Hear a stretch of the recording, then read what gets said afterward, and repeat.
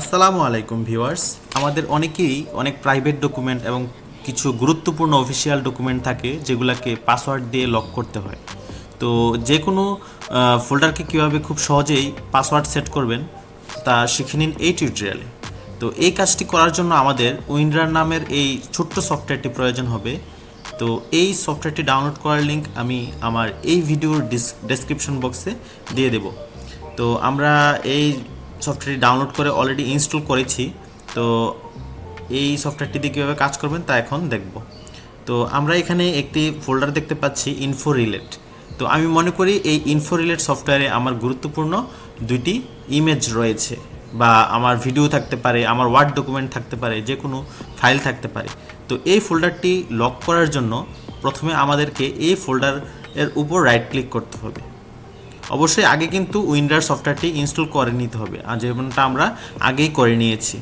তো এই সফটওয়্যারটি ইনস্টল করার পর ফোল্ডার উপর রাইট ক্লিক করলে অ্যাড টু আর্কাইভ নামে একটি অপশন পাবেন।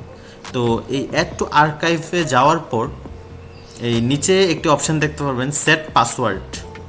তো এই সেট পাসওয়ার্ডে যাওয়ার পর আমরা আমাদের কাঙ্ক্ষিত পাসওয়ার্ডটি এখানে টাইপ করব। সাপোজ আমরা এখানে পাসওয়ার্ড টাইপ করতেছি info relate, INFORELATE, info relate. আমরা একটা পাসওয়ার্ড দিলাম। তো এই পাসওয়ার্ডটি কিন্তু আমরা শো করে আপনাদের দেখাচ্ছি ইনফো রিলেট। তো এই পাসওয়ার্ডটি দেওয়ার পর আমরা ওকে করে দেব, তারপর আবার ওকেতে ক্লিক করব। করলে এরকম একটি উইন্ডারের ফাইল বা জিপ যেটাকে আমরা হিসেবে চিনি, এরকম একটা রার ফাইল তৈরি হয়ে যাবে, যেটা কিন্তু পাসওয়ার্ড সেট থাকবে। তো দেখুন, আমরা যদি এই ফাইলটির উপর এখন ডাবল ক্লিক করি, এখন ফাইলটি ওপেন হয়েছে ঠিকই, কিন্তু ভিতরে যদি আমরা কোনো কিছুকে ওপেন করতে চাই সাথে সাথে কিন্তু পাসওয়ার্ড চাচ্ছে।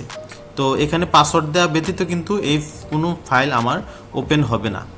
তো এই দেখুন, আমরা যদি এখানে পাসওয়ার্ড দিই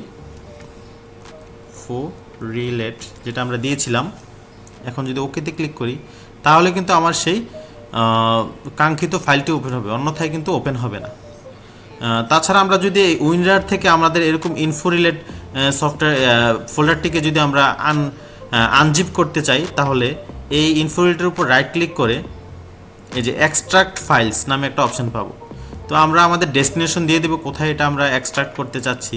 তো আমরা চাচ্ছি ডেস্কটপে রাখবো। তো এই ডেস্কটপে এখানে প্লাস ক্লিক করে আমি এখানে এই যে নিউ ফোল্ডার আছে এই, অথবা আমি ডেস্কটপে আরেকটা ফোল্ডার তৈরি করি, নিউ ফোল্ডার, যে পাসওয়ার্ড নামে একটা ফোল্ডার তৈরি করলাম।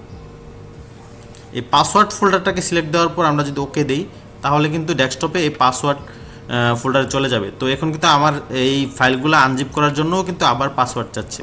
তো আমরা এখানে নতুন করে আবার ওই আগের পাসওয়ার্ডটি দিয়ে দিচ্ছি, ইনফো রিলেট। তো ওকে দেওয়ার পর আমাদের এই যে ইনফো রিলেট ফোল্ডারটি, এটা কিন্তু এখন ডেস্কটপের সেই পাসওয়ার্ড ফোল্ডারে চলে যাবে। তো আমরা ডেস্কটপে দেখতে পাচ্ছি একটা পাসওয়ার্ড নামে একটা ফোল্ডার তৈরি হয়েছে।